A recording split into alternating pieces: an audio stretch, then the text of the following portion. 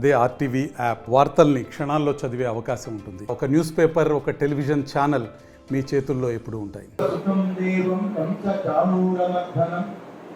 దేవకీ పరమానందం కృష్ణం వందే జగద్గురు శ్రీకృష్ణ పరబ్రహ్మణి నమః.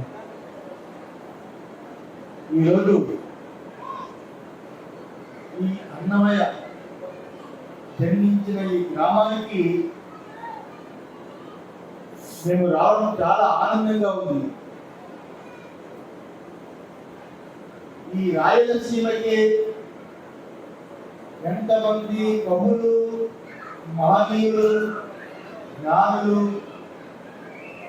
ఎంతమంది పుట్టినా అన్నమయ్య యొక్క ప్రత్యేకత ఏదైతే ఉందో, ఏ కవులు కానీ, ఏ జ్ఞానులు కానీ, ఏ యోగులు కానీ, ఏ సిద్ధులు కానీ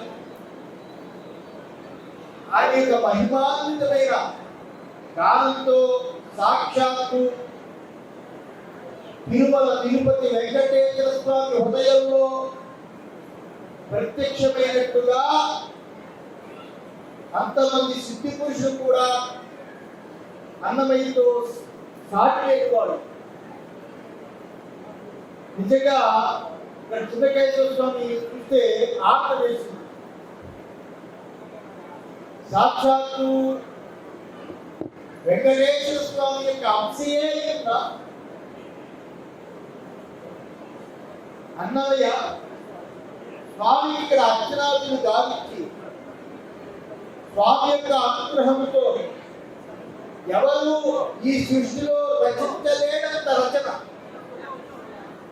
ఈ అన్నమయ్య గడ్డ నుంచి ప్రారంభించిన అద్భుతమైన ప్రాంతము, పరమ పవిత్రమైన ప్రాంతము ఈ అన్నమయ్య గ్రామం. ఒక్క అన్నమయ్య సంకీర్తనతో హృదయంలో కలుగుతుంది.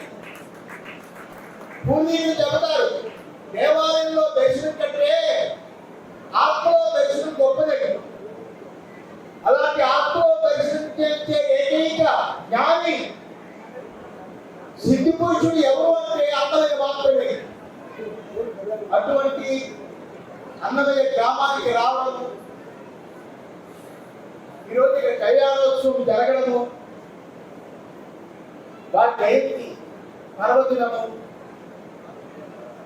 616 సంవత్సరాలకే పరమాత్మ సాక్షాత్కారమైన మహామూర్తి, జ్ఞానమూర్తి అన్నమయ్య.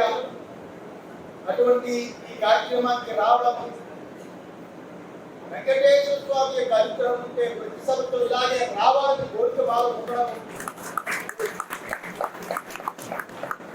ఈరోజు ఈ భూమి అదృష్టం ఏమిటంటే ప్రతిరోజు సాక్షాత్తు వెంకటేశ్వర స్వామిని తాకుతున్న వెంకటేశ్వర స్వామికి తన హస్తాలతో డైరెక్ట్ గా అభిషేకం చేస్తున్న ప్రధాన అర్చకుడు ఇక్కడికి వచ్చి ఈ కార్యక్రమాన్ని ఆడే స్వయంగా నడపడం. వేణుదీక్షితుడు గారు వెంకటేశ్వర స్వామి తాగిన వ్యక్తిగా రావాలంటే ఎంత పుణ్యం. అది అన్నమయ్య మహిమ. అలాగే ప్రాజెక్ట్ చూస్తున్న విభీషణ్ శర్మ.